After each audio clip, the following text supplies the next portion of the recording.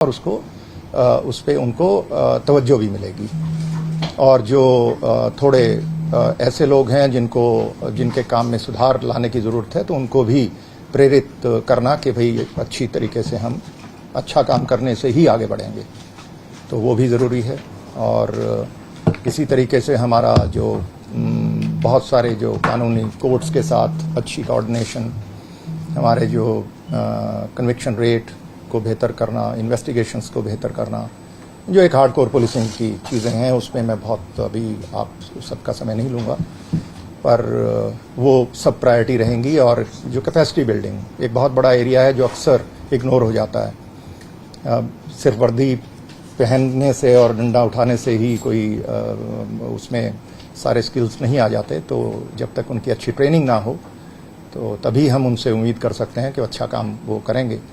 तो एक ट्रेनिंग पे बहुत तवज्जो रहेगी, ये मेरा व्यक्तिगत एक प्रायोरिटी रहेगी कि ट्रेनिंग पे हम, और वो चाहे लॉ एंड ऑर्डर के लिए हो और चाहे वो किसी भी इन्वेस्टिगेशन का एरिया हो, जहां हमारे कोर पुलिसिंग के एरियाज हैं, उनमें हमारे जो 50,000 से भी ज़्यादा की पुलिस फोर्स है, अगर वो बेहतर ट्रेंड होगी तो उसमें हमें लाभ मिलेगा और हम प्रदेश और समाज की बेहतर सेवा कर पाएंगे।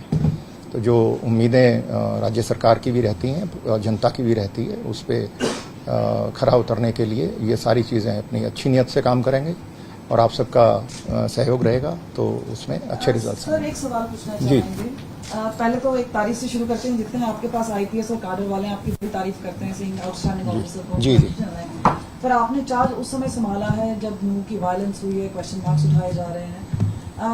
तो ये बीएचपी ने एक बार फिर बोला है कि 28 तारीख को वो करेंगे। तो सर, आप लोगों ने लॉ एंड ऑर्डर के मद्देनजर क्या सोच विचार किया है कि ये अलाउ किया जाएगा? क्या सोच विचार है स्टेट गवर्नमेंट का या आपका? जैसा कि मैंने बताया अभी 2 घंटा पहले मैंने वो चार्ज संभाला है और ये सारी चीज़ें इस पे सरकार के भी और हमारा जो लोकल एडमिनिस्ट्रेशन है उनके भी संज्ञान में हैं। और जैसा कि हम सब जानते हैं कि ये जो लॉ एंड ऑर्डर का मुद्दा है, इसको डिस्ट्रिक्ट एडमिनिस्ट्रेशन और जो पुलिस का उनका एक कोऑर्डिनेशन रहता है, उसके मुताबिक उसको अच्छे से उसको और बेहतर करेंगे। हमारी एक सपोर्ट रहती है यहाँ से और गाइडेंस भी होती है, तो इसको सारे इसके प्रोज एंड कॉन्स देख के उसी के मुताबिक आगे उसको बढ़ाएंगे। मुझे अभी नहीं पता है, तो मैं तो यही कहूँगा कि अभी 2 घंटे पहले ही मैंने चार्ज संभाला और सीधा आप ही के इसी में प्रेस कॉन्फ्रेंस में ही आया हूँ। तो एंटी करप्शन ब्यूरो में आप रहे हैं और बड़ी लंबी कैंपेन, बहुत प्रभावी कैंपेन चली, तो क्या पुलिस में भी आप इस तरह की कोई कैंपेन जो कम से कम दाली लोग ना हो और साफ सुथरी व्यवस्था हो? हाँ, जैसा कि मैंने बताया कि जो अच्छे लोग हैं उनको हमें प्रेरित करना है, उनको आगे लेके आना है, उनको तवज्जो देनी है। और जो लोग जिनका ध्यान थोड़ा अपने काम से भटक गया, तो उनको भी रास्ते पे लेके आना, प्रेरित करना, उनको अच्छे से परसुएड करना कि भाई आप ठीक से काम करें, ठीक से काम करने में फायदा रहेगा उनको। तो ये बात हमें समझानी है। ऐसी कोई लॉबी नहीं होती साहब। Let's not talk, there are no such lobbies. Are you happy with the law and order situation? जी, तो नहीं होती होगी, नो डाउट, क्योंकि एक डिसिप्लिन फोर्स है। वेलफेयर का आपका क्यों? जी, वो एक बहुत महत्वपूर्ण एरिया है और वेलफेयर पे बहुत ज़्यादा काम करने की ज़रूरत है। बहुत कठिन परिस्थितियों में हमारे साथी पुलिस में काम करते हैं, उसको बाहर समझ पाना बड़ा मुश्किल होता है। तो वो एक हमारा एक इंटरनल मसला है और उस पर बहुत सारा काम किया जाएगा, आप देखेंगे उसमें। जब आपने पदभार संभाला है, तो क्योंकि आप फील्ड में भी बहुत सारे एसपी, आईजी, डीआईजी ऐसे सब पदों में रह चुके हैं, बहुत बारीकी से पुलिसिंग देख चुके हैं। आज की स्थिति में हरियाणा पुलिस जहां पर भी खड़ी और आपको मिली है आज की डेट में, तुरंत जो आपको लगता है, वैसे तो 2-3 महीने तक आप पूरा हो जाएगा, तुरंत किस पे आप ज्यादा ध्यान करने की जरूरत है? क्योंकि 2-3 इश्यू हमारे पास लैंड ऑर्डर में आ रहे हैं कि फिरौती वाला मांगना, धमकी वाला मांगना, एक ये दो बड़े विषय ज्यादा रहे। एक लॉरेंस बिश्नोई और जो दूसरा गैंगस्टर जो इशू चल रहा है, कि वो 3 चीजें जो बड़ी हैं जिसपे आम आदमी को जो प्रभावित कर। ऐसा है कि इसमें वो कहते हैं ना, one has to hit the treadmill running. तो वो कोई एक एरिया नहीं है जिस पे हम कहें कि पहले इस पे काम करेंगे और फिर उस पे, और ऐसा कोई प्रायोरिटाइज इसको नहीं कर सकते। सभी चीज़ों पे एक साथ ही काम करना होगा और उसमें सेंसिटाइजेशन और ट्रेनिंग और वो सब उसकी उतने समय की गुंजाइश नहीं रहती है। तो ये सारी चीज़ें एक साथ ही होंगी, और क्योंकि जो इंसिडेंट्स हैं वो वेट नहीं करते किसी इंडिविजुअल ऑफिसर का या किसी पुलिस की तैयारी का, तो वो तो हमें हमेशा ही तैयार रहना है और उस पर सब पे काम करेंगे। सर ये जो जैसे कम्युनल फ्लेयर अप हुआ था, यू थिंक कोई रिस्पांस बेटर हो सकता है? जी, चुनौतियां तो हमेशा से ही रही हैं, और पुलिस चाहे वो हरियाणा में हो या कहीं भी हो, तो इसमें पुलिस के आगे सबसे बड़ी बात यही होती है कि जो ग्रीवेंस रिड्रेसल है वो हमारा और बेहतर करने की गुंजाइश है, और जो रेस्पॉन्स टाइम है वो बहुत अच्छा हुआ है। पीछे आपने भी देखा 112 का सिस्टम नया लॉन्च हुआ है, और उसमें बहुत इन्वेस्टमेंट भी स्टेट गवर्नमेंट ने की है। उसके बाद से बहुत अच्छे उसके रिजल्ट्स रहे हैं। तो रेस्पॉन्स टाइम कम होना जो हर आदमी के लिए, एक आम नागरिक के लिए एक बहुत बड़ी चीज़ है, तो वो है, और उसको और बेहतर करेंगे। इसी तरीके से लॉ एंड ऑर्डर के लिए भी कैपेसिटी बिल्डिंग, जैसा मैंने कहा कि वो एक एरिया है जहाँ पे और बेहतर करने की गुंजाइश है। तो कैपेसिटी बिल्डिंग जो आपका इमीडिएट क्वेश्चन था, मुख्यमंत्री की अध्यक्षता में बनाई गई थी नशे को लेकर पूरे प्रदेश में, वो बड़ी सुस्त पड़ी हुई है। मतलब जी, उस पर भी नशे के, वो भी एक बड़ा एक चुनौती है, उसको भी एक अच्छे से डील किया जाएगा। जी बताएं। जुड़ा मेरा सवाल है, करप्शन ब्यूरो में रहते हुए सर आपने जिस तरीके से काम किया उसको लेकर के मानते थे कि भ्रष्टाचार की सोच रखने वालों को शत्रुजीत कपूर जो है सपने में भी देख सकते हैं।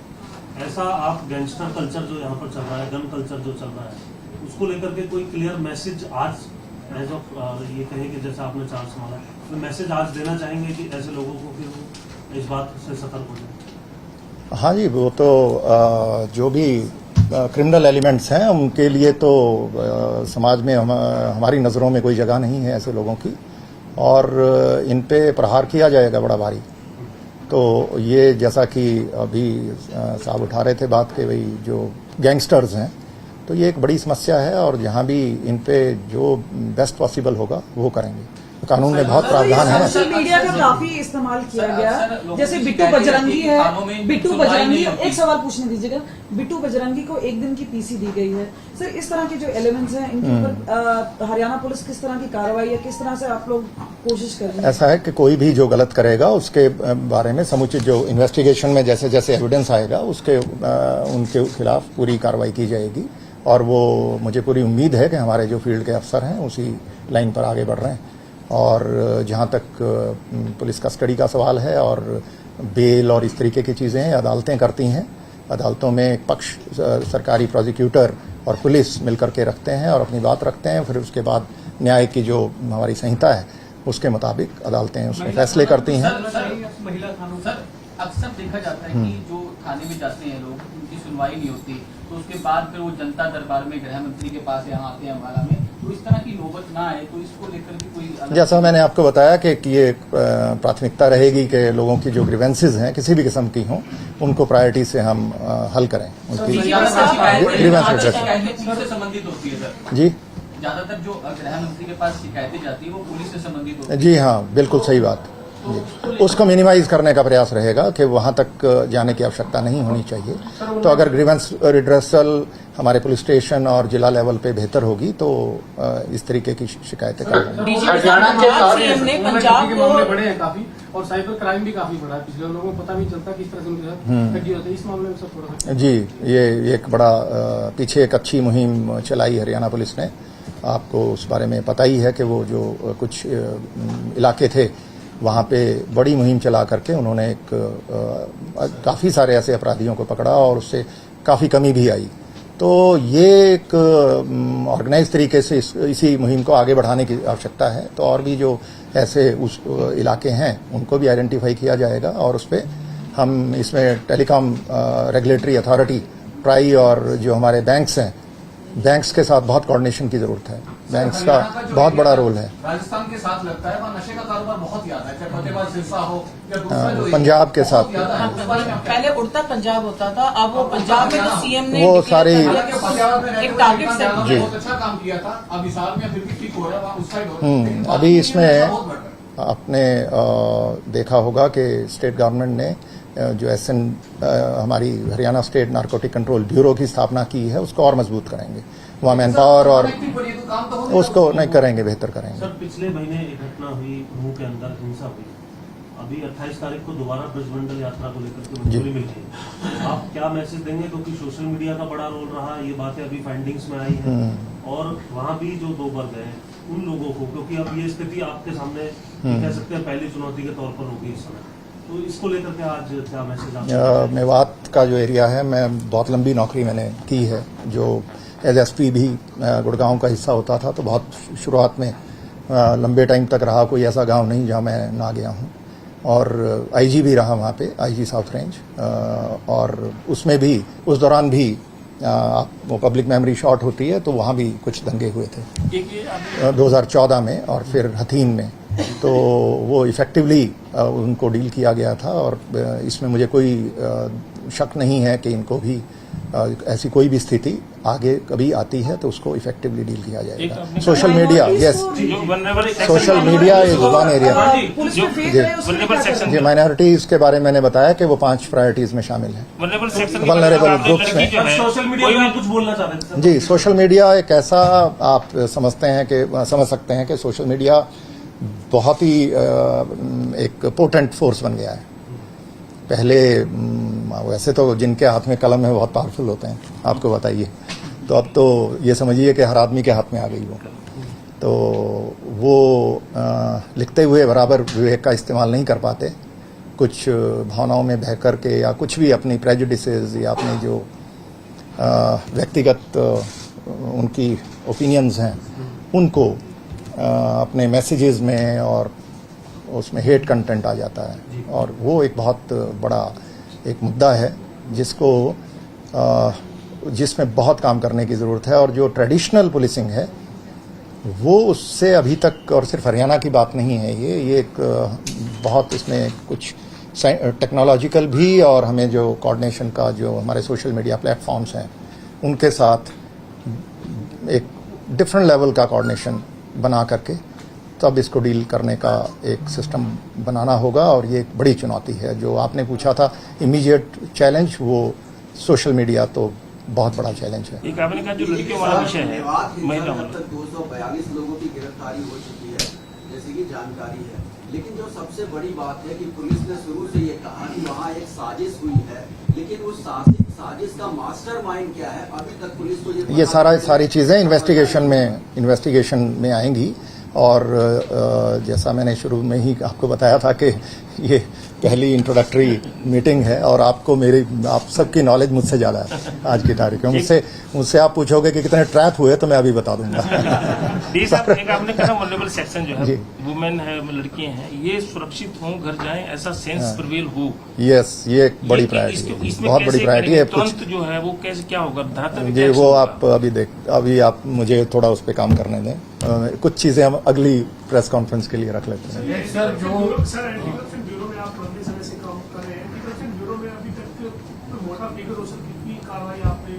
ये वो उसके लिए मैं आपको पूरा आपको मैं दूंगा। डीजीपी साहब, एक सवाल मेरा है, एंटी करप्शन ब्यूरो में रहते हुए आपने जिस तरह से आम जनता की पार्टिसिपेशन को भी बढ़ाने के लिए इनामों की घोषणा की थी, इस तरह की मुहिम चलाई थी कि जो सामने आएगा, इसके अलावा उनको अपने जेब से पैसा नहीं देना पड़ेगा अगर किसी तरह का ट्रैप लगाना भी है, तो क्या इसमें भी जनता की पार्टिसिपेशन को, क्योंकि पुलिस महकमे के अंडर भी हम लोग कई ऐसे अपराध से डील करना पड़ता है, इसमें जनता की सहयोग का ज्यादा चाहिए, तो उसमें भी कुछ इस तरह की मुहिम होगी? जी बिल्कुल। वो देखिए साहब, ये बहुत ही इसके लिए कोई बहुत रॉकेट साइंस नहीं है, ये क्रेडिबिलिटी। तो वो हर हमारा जो अफसर है, चाहे वो कांस्टेबल हो, पुलिस ऑफिसर, या वो डीजीपी हो, पर्सनल क्रेडिबिलिटी बहुत इम्पॉर्टेंट है। तो वो जब अच्छी होती है तो लोग उसमें आगे आते हैं, उनका एक फेथ होना चाहिए, ट्रस्ट होना चाहिए। तो वो उसके लिए कुछ स्पेशल कुछ भी करने की ज़रूरत नहीं पड़ती। तो वो जब बन जाता है तो फिर वो इन्फॉर्मेशन भी आती है और लोग चल के आते हैं। बहुत सारे लोग, सभी नहीं आते, बट ठीक है, हमारा 3.25 करोड़ की जनसंख्या है, हम उसमें अगर 1% भी सूचनाएं इफेक्टिवली शेयर करें तो बहुत फर्क पड़ता है, उसमें लॉ एंड ऑर्डर बेहतर हो जाता है। इसको लेकर कुछ स्ट्रेटजी बनाएंगे, आपको बहुत नया केस आ जाता है, इसी पेंडिंग रह जाती है। जी, उस पे ये एक ऐसा विषय है जिस पे काफ़ी एनालिसिस और शोध करने की आवश्यकता है। इसमें सर मेरा सवाल ये था, जी, सोशल मीडिया की बात चल रही थी, तो समाज में कुछ शरारती तत्व हैं जो इस तरह के जिलों में दंगा हो रहा है, वो हो रहा है। योगी सरकार ने इनके खिलाफ जो है कैंपेन चलाया हुआ है वहाँ की पुलिस ने, तो क्या आप इस तरह का कुछ यहाँ कैंपेन भी शुरू करेंगे इस तरह के? हाँ, जैसा मैंने बताया कि सोशल मीडिया तो इस पे ये बड़ी चुनौती है, और इसको इफेक्टिवली हम कैसे प्रभावी एक स्ट्रेटजी बनाएं, इस पे हम सब बैठ करके सभी ऑफिसर्स के साथ ये काम करेंगे। पुलिस विभाग में जो आमतौर पे कहा जाता है कि यहाँ जो करप्शन है, क्योंकि आप एंटी करप्शन ब्यूरो से आए हैं तभी सवाल बनता है, तो यहाँ की करप्शन को नापने के लिए या उस पर अंकुश लगाने के लिए क्या मतलब रहेगा आपका प्रयास? कुछ इनपुट्स तो पहले भी आपके पास? जी, वो इसमें तो ये है कि जो हमारी समय सीमाएं हैं वो बहुत बड़ी चीज़ है कि एक तय समय सीमा में काम हो, उससे ज़्यादा आगे ना जाए। अगर एक ग्रीवेंस है तो उसको 24 घंटे या 48 घंटे या जो भी अफसर एक सारे समझते हैं कि ये ठीक है, तो उतना एक बार तय हो गया तो उसमें उसका फैसला कर दें। जब वो लंबा खींचते हैं, इनके सवाल को मैं आगे बढ़ाता हूँ। ईमानदार पुलिसिंग के लिए एंटी करप्शन ब्यूरो में रहते हुए बहुत सारे बेईमान या जो भी मतलब किसी तरीके से भी किसी कानून की परिधि में आया, कार्रवाई करी। जब पुलिस के अंदर आप पूरा मतलब हेड ऑफ पुलिस फोर्स हो रहे हैं, तो ईमानदार पुलिसिंग के लिए, पुलिस के अंदर जो करप्शन जागेगी है जैसे बता रहे हैं, उसके लिए क्या मैसेज है? जी, वो जैसा कि मैंने आपको बताया कि हमें जो बढ़िया लोग हैं, अच्छे लोग हैं, और जो थोड़े कमज़ोर हैं, उनमें फ़र्क करना होगा, और ये बात उनको स्पष्ट होनी चाहिए। हाँ जी, अब टीम वो ऐसा टीम हमारी जो है वो जो जैसा उनका काम रहेगा, अभी जो चल रही है बिल्कुल चलेगी, और उसको जो जैसा काम रहेगा उस हिसाब से उसमें बदलाव किया जाएगा। एक जैसे गैंगस्टर जो होते हैं, सिर्फ आदमी बदलने से वो जगह बदलने से आदमी नहीं बदलता। जैसे 2006 में माहौल बदलना है। एक अभियान चला था कि अपराधी या तो प्रदेश छोड़ जाएं, जी, नहीं तो अपराध छोड़ जाएं। जी, तो ऐसा कोई डायरेक्ट मैसेज है? हाँ जी, बिल्कुल, आपने जो कहा बिल्कुल सही है कि डीजीपी हरियाणा का स्पेशल जो मैसेज है, विशेष संदेश है ऐसे अपराधियों को, या तो अपराध छोड़ जाएं या प्रदेश छोड़ जाएं। हाँ, बिल्कुल, जो आप दुरुस्त फरमा रहे हैं कि भाई आदमी या तो क्राइम छोड़े या जगह छोड़ दे, तो इस पे सख्ती की जाएगी, और you will see the results. बहुत जी, आपको भी ऐसा कोई जैसे तमाम अपराधी छोड़ के इलाके में आ गए, और यही कारण है कि चाहे आप करनाल ये पानीपत में सुन सकते, वहाँ पे अपराधों की संख्या बढ़ रही है। ऐसे लोग आइडेंटिफाई करते हैं कि कुछ है माइंड में आपके, क्या कोई योजना रणनीति बना रहे हैं? जिलावार और ये सारी चीज़ें हम in due course will work it out, और क्योंकि इसमें डिस्ट्रिक्ट एसपीज हैं, रेंज आईजीज हैं, और सारे अफसर हैं जो काफ़ी लंबे समय से फील्ड में हैं, तो हर जिले की अपनी रिक्वायरमेंट्स हैं, तो उसमें जो भी आवश्यकता होगी वो कार्रवाई की जाएगी। पर आज का जो हमारी मिलन है वो एक ब्रॉड लार्जर इश्यूज पे। जब कोई घटना हो जाती है, सामान्य तौर पे क्योंकि आप प्रदेश के पुलिस के प्रमुख हैं, तो सभी को फोन अटेंड नहीं कर पाएंगे, सामान्यतः होता है। जी, किसी एक अफसर को डेजिग्नेट कर दिया जाए कि जैसे पहले करते रहे, पहले डीजी कुछ करते रहे हैं, जी, पिछले 2-2.5 साल से ऐसा हमारे विनय जी, हाँ, एडीजी लेवल का कोई हमारा या आईजी लेवल का कोई ऐसा अफसर, हमारे नए पीआरओ साहब ने ज्वाइन किया है, विनय जी हैं, तो जहाँ तक लेवल का कोई अफसर आप नियुक्त कर देंगे जी, जो हमें उस पूरी इस बारे में एक बार इस पे हम चर्चा करके और इसको आगे बढ़ाते हैं। कोई हम भाग दे रहते हैं जी, के लिए, उसके लिए और एक अलग अलग शक्ति। हाँ, वो मैं समझ रहा हूँ। असल में वहाँ पे थोड़ी समस्या एक और भी आ जाती है कि जब काम बढ़ते हैं, काम बढ़ता है तो वो अपना काम इतना ज्यादा होता है कि वो फिर ये संभव नहीं होता। वो फिर जो डेजिग्नेट होता है तो उसको कहीं से पता करना पड़ेगा, और वो जिन लोगों को फोन करता है वो लोग उतने ही बिजी होते हैं।